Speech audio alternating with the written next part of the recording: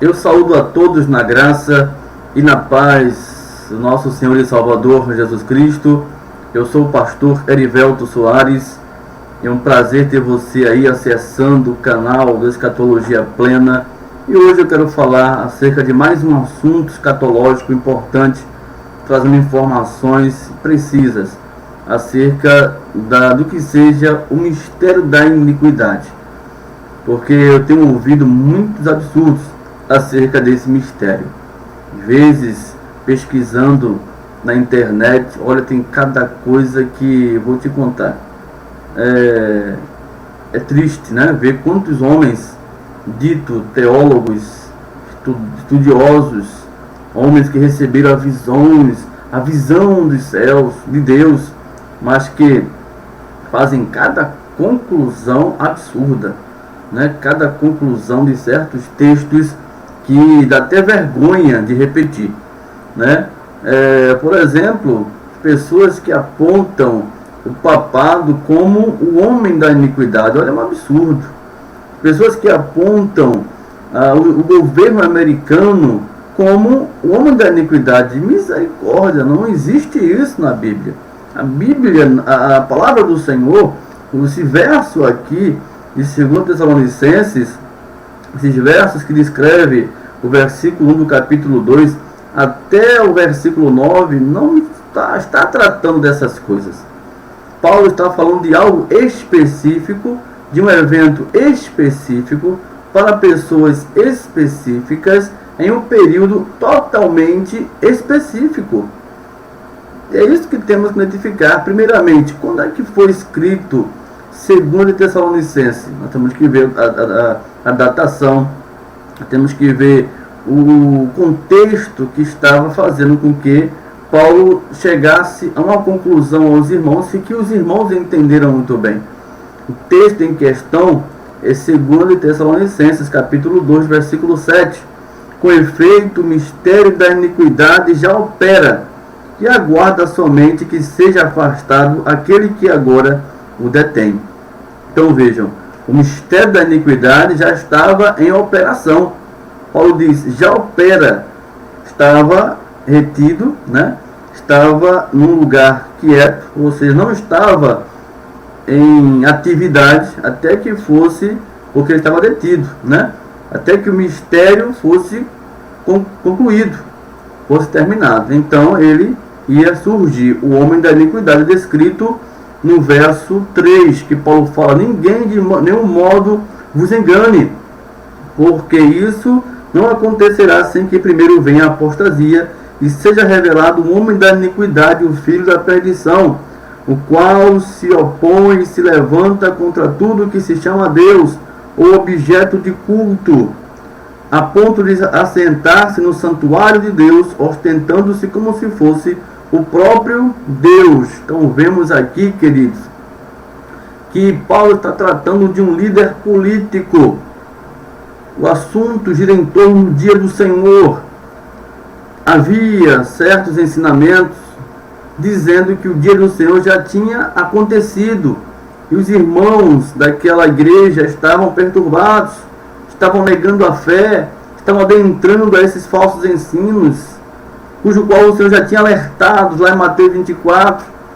Mateus capítulo 24, você pode ver aí na tua Bíblia, e ver que precisão a palavra do Senhor informa isso, cumprimento daquilo que foi dito nas predições do Senhor Jesus em Mateus 24, Mateus capítulo 24, no versículo 10, nesse tempo, o Senhor está falando aqui no dia da sua manifestação, da sua vinda, né? Da sua aparição, nesse tempo, mas antes dele vir, antes dele aparecer, né, muitas coisas seriam vistas, muitas coisas seriam presenciadas no meio do seu povo, para que chegasse esse dia, o dia tão esperado da igreja. Aí diz, no versículo 10, nesse tempo muitos hão de escandalizar, trair e odiar uns aos outros, levantar-se-ão muitos falsos profetas e enganarão a muitos. Por que eu estou falando que esse evento ele está de acordo com as predições do Senhor Jesus. Porque com isso eu afirmo que esse evento aqui que Paulo está tratando foi um evento específico já ocorrido na igreja do primeiro século. Está claro isso aqui. A Bíblia ela tem uma conexão incrível, não se contradiz. O que Jesus falou é a mesma coisa, é o mesmo evento que o apóstolo Paulo está tratando com a igreja, né? O apóstolo Paulo aqui está confortando os irmãos que já estavam vivendo esse período da apostasia, e o homem da iniquidade ele vinha em manifestação desses acontecimentos, desses eventos diabólicos, de falsos sinais e prodígios da mentira, como diz no versículo 9 de 2 Tessalonicenses capítulo 2. Diz a palavra: ora, o aparecimento do iníquo é segundo a eficácia de Satanás. Diz a palavra: com todo o poder e sinais e prodígios da mentira. Era o período em que a igreja estava enfrentando falsos ensinamentos. No primeiro século nós podemos ver muito bem isso em Atos dos Apóstolos.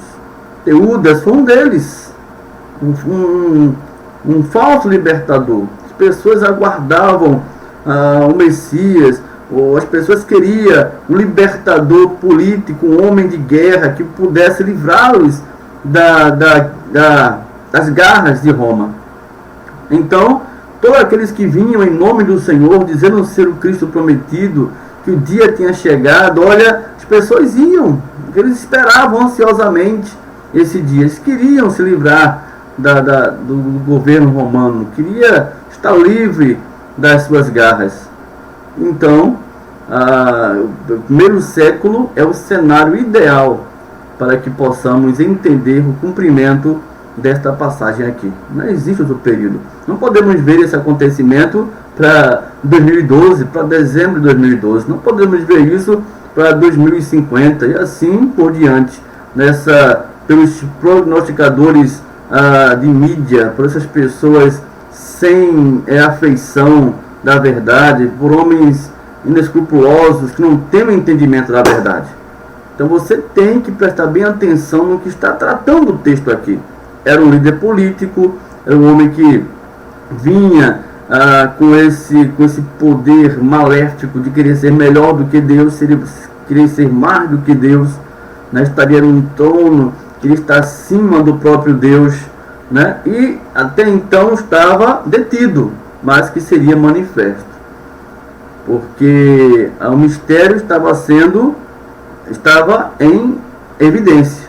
O mistério da iniquidade já opera. O problema é entender o que seja esse mistério da iniquidade, que os homens, deturpando a palavra, dizem ser esse evangelho da prosperidade que se prega aí fora, né?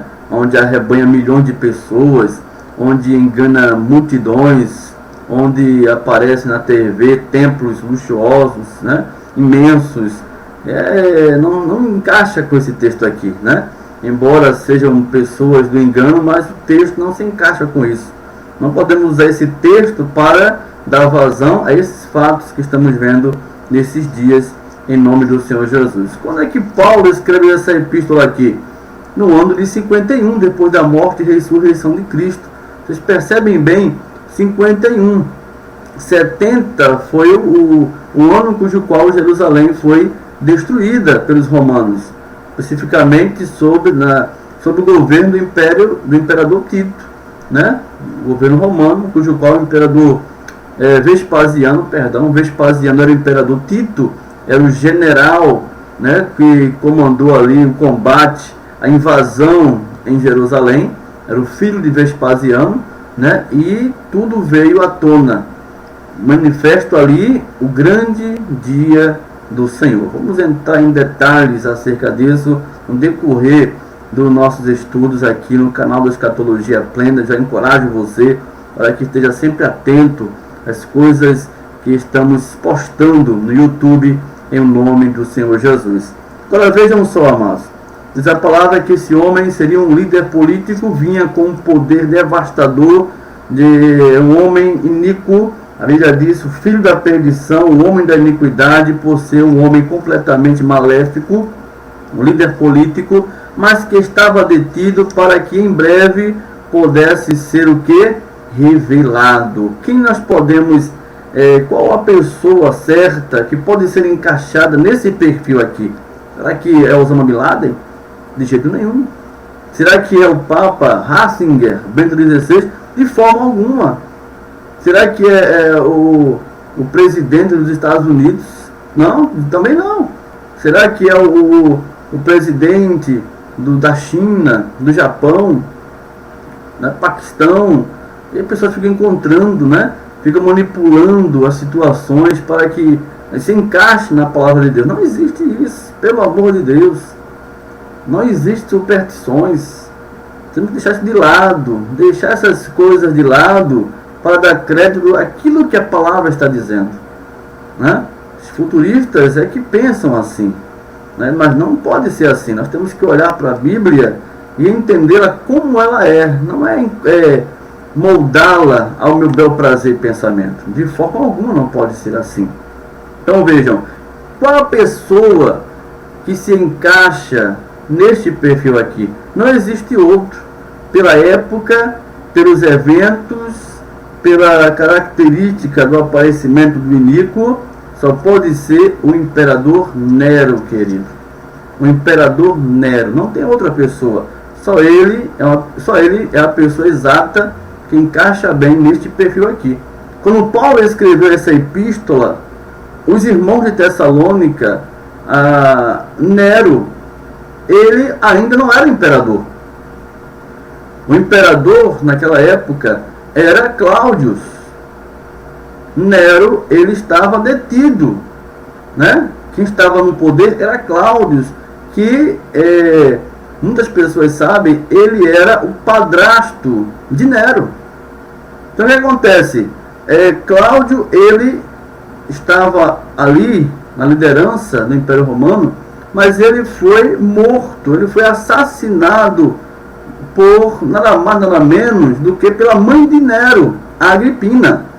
Naquela época existia, né, essa coisa diabólica de persuasão de poder, né? Então era uma coisa comum, uma esposa, um filho matar, filho do imperador matar, né, o imperador, esposa do imperador matar o imperador, os parentes, pessoas próximas matavam para poder adquirir o poder. Então a Agripina, ela se movimentou para que pudesse tirar Cláudio do poder e assim fazer com que o seu filho Nero chegasse a esse poder, né? Chegasse ao trono e liderasse o Império Romano, né? Então veja que coisa impressionante, como é preciso isso aqui, como a palavra encaixa bem. Não existe outra pessoa, né? Esse homem, justamente, ele é caracterizado na Bíblia como o homem da iniquidade, o filho da perdição, o homem impiedoso, o homem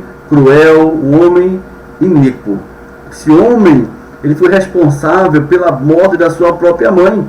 Esse homem, ele foi responsável pela morte da sua esposa Otávia, que ele pediu, ele ordenou, na verdade, que ela cortasse os seus pulsos e assim morresse. Esse homem matou a sua segunda esposa, a Popeia, com um pontapé. Este sujeito maléfico, chamado Nero, imperador, ele matou milhões de cristãos, milhões de fiéis de sua época. Foi responsável por uma destruição incrível de cristãos. Este homem aqui. E finalmente, ele chega à sua morte em 68, né? Como foi descrito aqui, em contraste, ou seja, em conexão com a queda de Jerusalém. Enquanto Jerusalém estava sendo já atacada, né? Estava sendo já montado o cerco contra ela, ele morre. Quem estava lá na Judéia armando o cerco contra Jerusalém era Vespasiano. E Vespasiano então volta para Roma, vem para Roma para poder assumir o poder. Quem fica lá? Tito, seu filho. Veja que coisa incrível, em 68, Nero chega, termina o seu tempo em conexão justamente com a queda de Jerusalém, o que vai dizer o texto em 2 Tessalonicenses capítulo 2, versículo 8, né? Então será de fato revelado o iníquo, veja que é em conexão com a queda de Jerusalém, a quem o Senhor Jesus matará com o sopro de sua boca, né? E o destruirá pela manifestação de sua vinda, né? Então a vinda do Senhor, um dia que a igreja deveria esperar, não ser levado pelos falsos ensinos, né? Então o homem da iniquidade, o filho da perdição, uma vez revelado, ele ia cumprir a sua tarefa maléfica, seus trabalhos, né, diabólicos, justamente num período em que a igreja estava enfrentando os falsos sinais e prodígios, mas logo chegaria ao fim em conexão com a queda de Jerusalém, né? Matar com o sopro de sua boca fala justamente disso, de julgamento. Você pode ver isso depois, quando com o acontecimento da Síria, quando a Síria foi destruída, né? Em Isaías capítulo 30, versículo 27 ao 33, como nós temos ali uma descrição da destruição da Síria, encaixa bem com esse acontecimento aqui, cujo qual levou o fim de Jerusalém e simultaneamente Nero morre em nome de Jesus. É uma coisa incrível, né? A palavra do Senhor, ela traz com precisão todas as informações necessárias em resposta de vários assuntos, de todos os assuntos referentes à palavra de Deus, especificamente a escatologia que estamos tratando aqui em nome do Senhor Jesus. Então, o que podemos entender do mistério da iniquidade? Nós vemos aí que não pode ser outra coisa a não ser do planejamento, do projeto iníquo que estava fazendo Agripina, a mãe de Nero, para que Nero pudesse assumir o poder, né? Então, o trabalho maléfico da esposa de Cláudio, nós podemos constatar aí que seja um mistério da iniquidade, que estava operando no tempo em que Paulo escreveu essa epístola em admoestação aos irmãos, para que eles entendessem quando estaria manifesto o dia do Senhor, em nome de Jesus. Espero ter trazido uma informação importante para a tua vida, tirado uma conclusão maravilhosa no teu entender, que essas informações possam ser repassadas para outras pessoas. Se você é um pastor, né, você possa passar isso para a tua igreja, você possa ensinar a outras pessoas ao conhecimento de Deus em nome de Jesus. Que possamos nos ver novamente, né, na próxima oportunidade com outro assunto, se Deus assim permitir, em nome do Senhor.